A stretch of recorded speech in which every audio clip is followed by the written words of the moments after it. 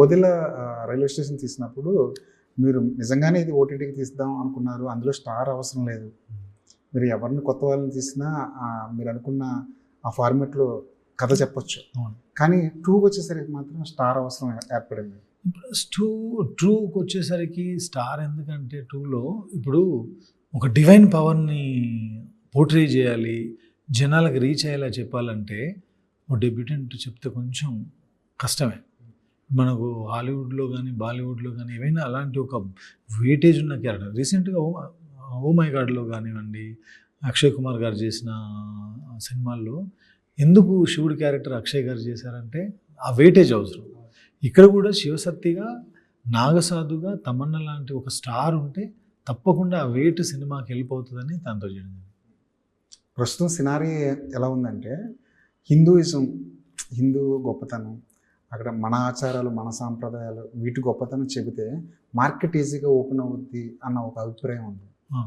ఇది ఎంతవరకు కరెక్ట్ అంటారు? ఎంతవరకు దీన్ని మీరు దృష్టిలో పెట్టుకున్నారు ఓదిలా 2 చేస్తున్నప్పుడు? దీనికైతే ఒకటి I just want to clear very ఏమంటారు ఆనెస్ట్లీ, ఈ సినిమా రాసేప్పుడు ఎక్స్టెండ్ చేయాలంటే ఏం చేయాలని ఆలోచించాను తప్ప పార్ట్ 1 రాసాం. ఇప్పుడు అందరూ 100 చెప్తారు, మాకు 2 స్టోరీస్ ఉంటాయి అంటే వాళ్ళు నిజంగా ఉండి చెప్తారో లేకపోతే నాకు తెలియదు. మనం ఒక కథ రాసేటప్పుడు ఆ కథే ఉంటుందండి. పార్ట్ 1లు, పార్ట్ 2లు, 3లు, 7లు ఉండవు.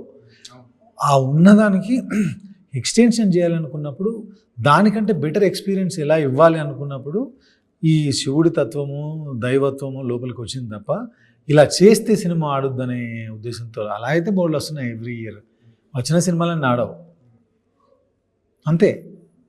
తమన్నా గారు ఎందుకు అంటే మీరు ఆన్సర్ ఏం చెప్తారు? ఎందుకంటే స్టార్స్ చాలామంది ఉన్నారు.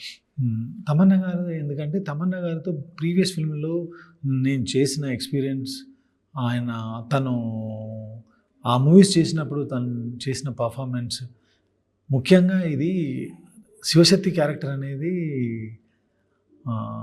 మరీ సాఫ్ట్గా సుకుమారంగా హ్యాండిల్ చేసేది కాదు.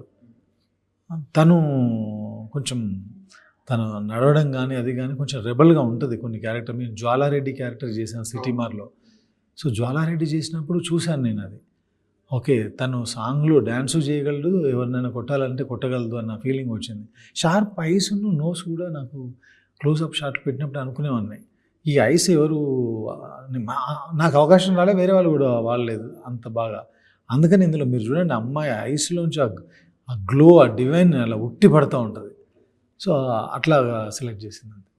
డివైన్ కూడా ఉందండి ఈ అమ్మాయిలో, డివోటీ కూడా యాంగిల్, ఆ యాంగిల్ ఉందా ఈ అమ్మాయిలో? రియల్ లైఫ్లో చాలా ఎక్కువ ఉందని నాకు తర్వాత తెలిసింది. ఈ మూవీ సైన్ చేసేవారో తెలీదు.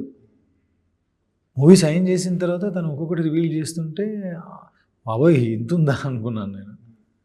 She is very spiritual person. మనం చూసే తమన్నా వేరు, తను ఇన్సైడ్ తర్వాత తన ఫ్యామిలీతో కానీ తన క్లోజ్ సర్కిల్లో కానీ తను వేరు.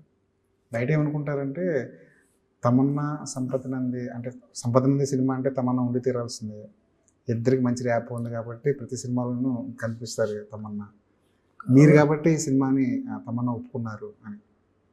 కావచ్చు అండి, మరి నేను కాన్ఫిడెన్స్ కదా సినిమా. ఇప్పుడు ఒకరు సినిమా సైన్ చేయాలంటే వారికి ఒక కథ నచ్చాలి, లేదా కాన్ఫిడెన్స్ అని ఉండాలి. కథ నాకు తనకు కనెక్ట్ అయింది. మేబీ అన్ని సినిమాలు చేసాం, మేము అన్ని హిట్లు తీసాం. బెంగాల్ టైగర్, రచ్చ, సిటీమార్ అన్ని హిట్లే. సో ఒక రకంగా కాంబినేషన్ వర్కౌట్ అయింది కాబట్టి కూడా కంటిన్యూ అయి ఉండొచ్చు.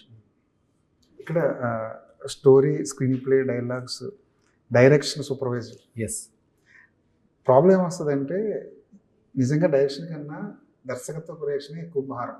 అవును, అది నేను ఫీల్ అవుతున్నా ఇప్పుడు కదా. ఎందుకంటే వస్తే సినిమా హిట్ అయితే పంచుకోవడం చాలామంది ఉంటారు, ఏమైనా తేడా వస్తే మాత్రం సినిమాని సూపర్వైజేషన్ చేసిన మీ మీద ఎక్కువ ఫోకస్ ఉంటుంది. ఆ భారం ఉంది.